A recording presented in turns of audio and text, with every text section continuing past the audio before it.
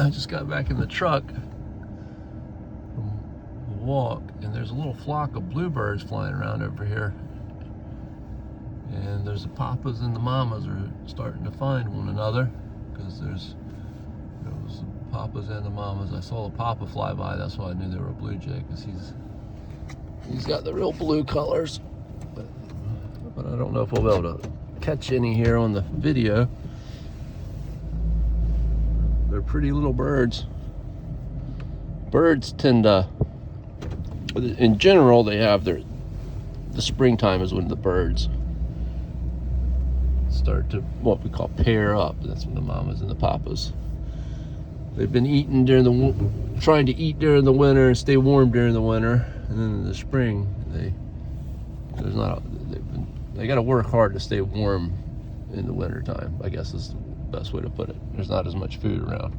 Then when the springtime comes, they got to get ready to have little babies, so they got to get their nest ready. And then in summertime, of course, in the spring and summer, the babies hatch out in the springtime. And then in the summertime, they have plenty of food and water. And so that's when they try to raise their little ones. But I didn't see them. I didn't see the bluebirds there. There's a lot of little birds flying around, but I didn't see the bluebirds. But anyhow, they're such pretty little animals, all the birdies, and they sound so nice, and they sing. And the birdies have a lot of language ability, and the singing that humans have very similar.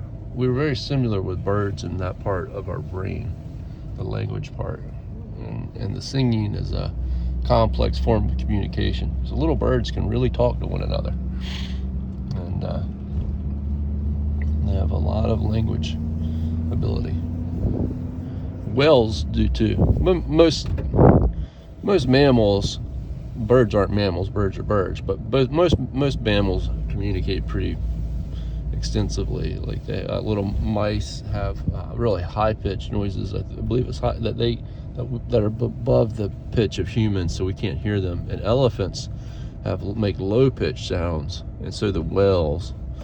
And most of the time, big animals make low-pitched noises, because they can create that with their big bones and skulls, and so whales and elephants, they make low-pitched noises that are outside the range of hearing of humans, and we have to capture it with like a microphone, and then we have to change the amplification of it so that it meets, so that we can hear it.